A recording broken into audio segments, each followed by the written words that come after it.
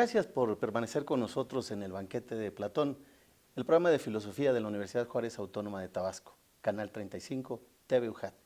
Y estamos hoy aquí en el campus Santa Fe de la Ciudad de México, transmitiendo con el maestro David Fernández Dávalos, rector de la Universidad Iberoamericana, a quien le seguimos agradeciendo inmensamente su participación en este programa. Maestro, la siguiente pregunta es, los resultados de la prueba PISA y la experiencia de quienes hemos tenido la suerte de dar clases en las aulas, en educación superior, nos muestran que un gran porcentaje de alumnos llegan a la universidad a veces incluso con muchas deficiencias para incluso leer o escribir correctamente, comprensión lectora, lógica matemática, etc.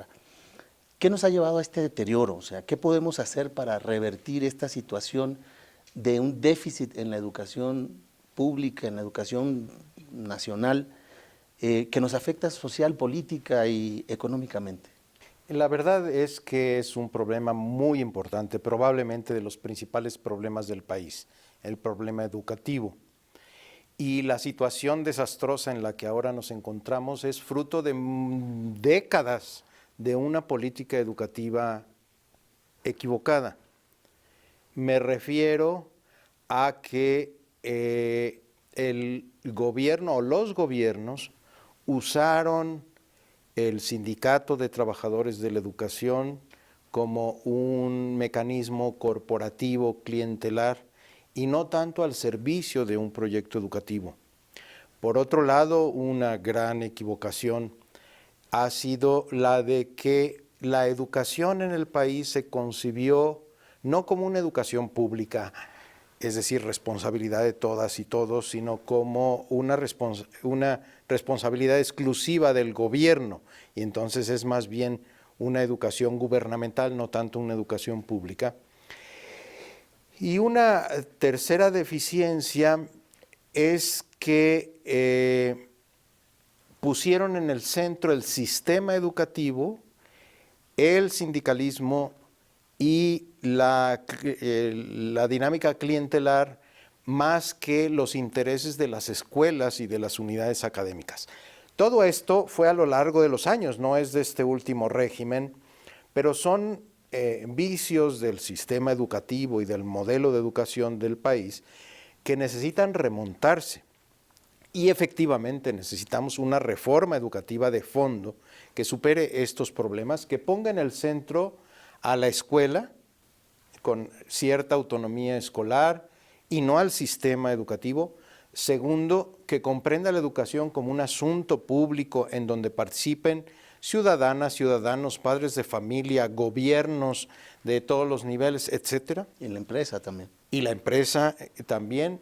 Y en tercer lugar, que rompa vicios clientelares, antidemocráticos, corporativos y autoritarios del sindicato, que curiosamente fueron los objetivos con los que nació la Coordinadora Nacional de Trabajadores de la Educación, pues luchar contra este caciquismo corporativo progubernamental del sindicato oficial.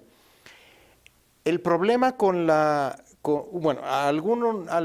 un problema importante en relación a la reforma que se inició fue, primero, que se empezó con la evaluación, es decir, se pusieron los bueyes por delante de la carreta cuando se tendría que haber comenzado con los contenidos. Segundo, no se consultó a los profesores y profesoras y a los directores y directoras, que son elementos centrales del modelo, y entonces fue una reforma concebida, diseñada desde arriba e impuesta sin consultar. Y tercera deficiencia, que centró todo en la evaluación docente, en principio con algún afán punitivo, después se vino suavizando esto, pero me parece que entonces la reforma que necesitamos es otra, distinta. Es una reforma consensada, discutida socialmente, que empiece por métodos y contenidos y después se vea la evaluación y la formación de los profesores antes de la evaluación. Entonces, eso no está hecho, está por hacerse indudablemente, y entonces, bueno, solo esto me parece que puede arrojar resultados distintos en estas pruebas internacionales a mediano y largo plazo, no a corto plazo.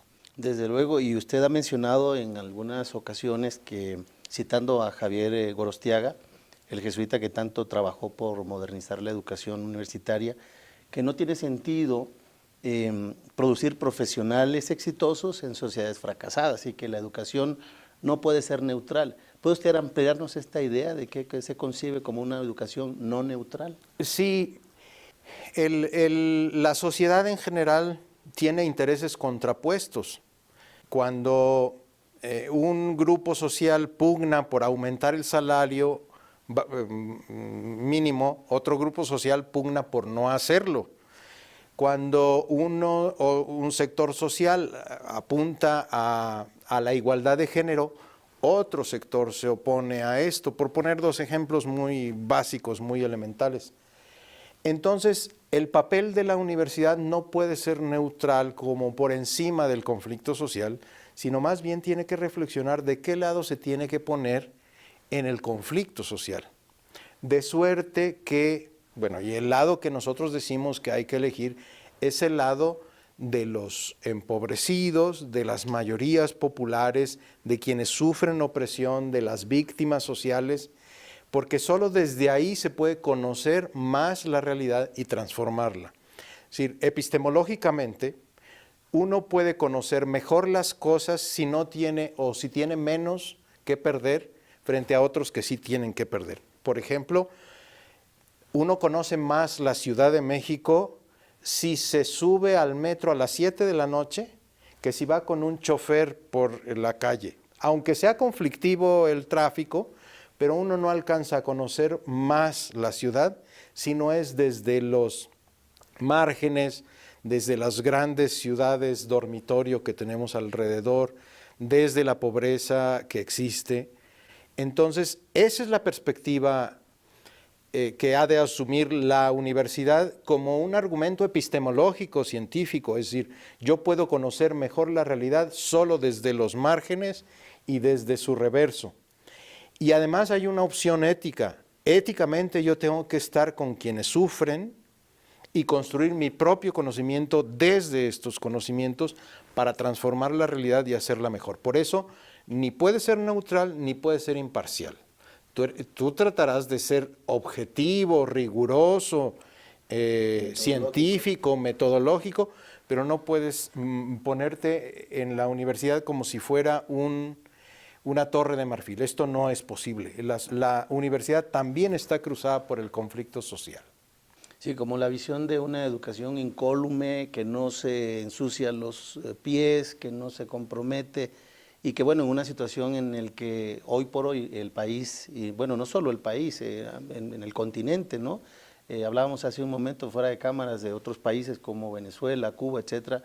La educación sigue siendo el déficit de nuestros gobiernos, y por eso programas como estos que nos ayudan a pensar qué podemos hacer para mejorar nuestra educación. Señor rector, usted mencionaba hace rato también el tema de la intolerancia, de la discriminación. Sí, sí.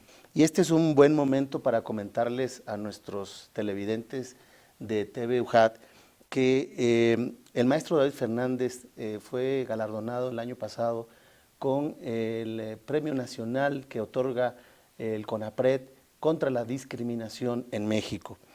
Y bueno, pues además de felicitarle, porque creo que es un muy meritorio y muy reconocido, siguiendo su trayectoria, señor rector, creo que considerando que México es uno de los países donde más se discrimina, de manera habitual marginamos a las personas por sus creencias ideológicas, religiosas, políticas, hasta por si le van a las Chivas o si le van a la América, ¿no? Tenemos epítetos para descalificar a unos o a otros.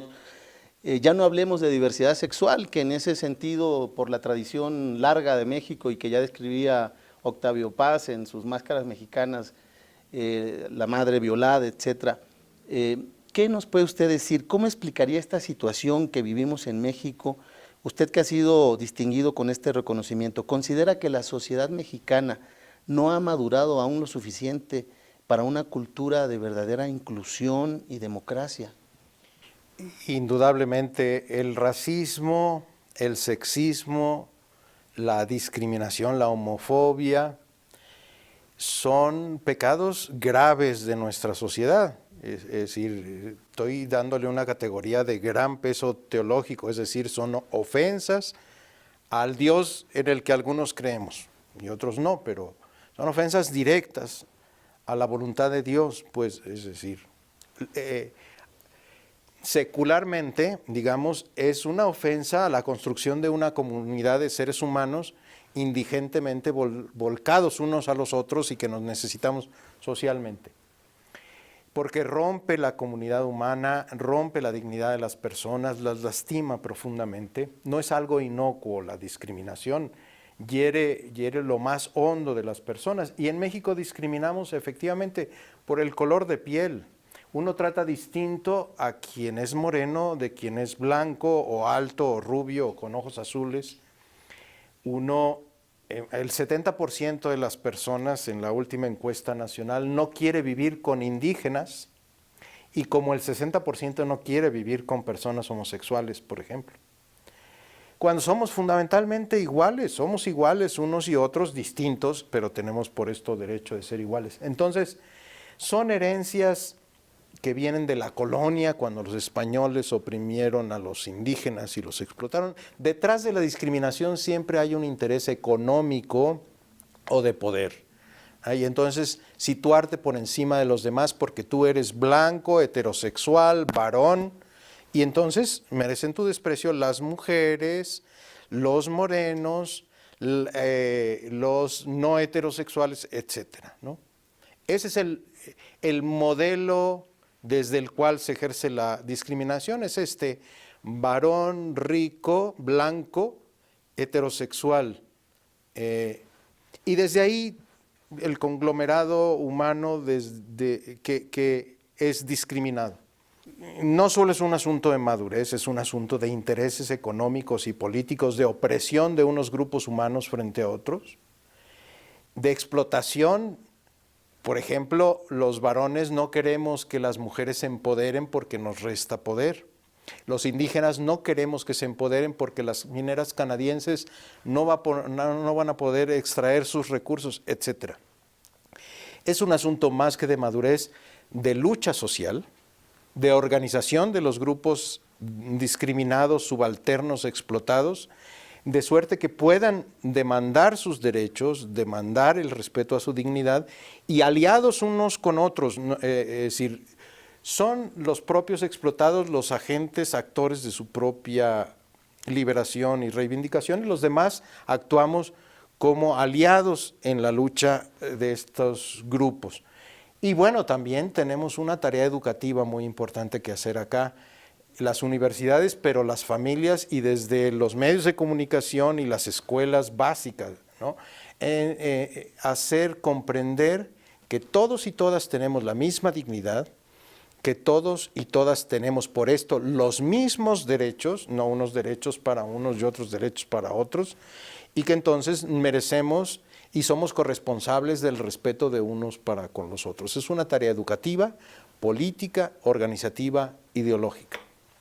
Tremendo reto que tenemos también nosotros, porque finalmente también somos una universidad con influencia regional, no solo en el estado de Tabasco, y pues es el campo fértil, como ha mencionado el maestro David Fernández, las aulas, la libertad de pensamiento, la libertad de conciencia de los profesores, pero también de la libertad de identidad, de que cada persona pueda manifestar su esencia a los demás sin ser discriminado ni reprimido por esto.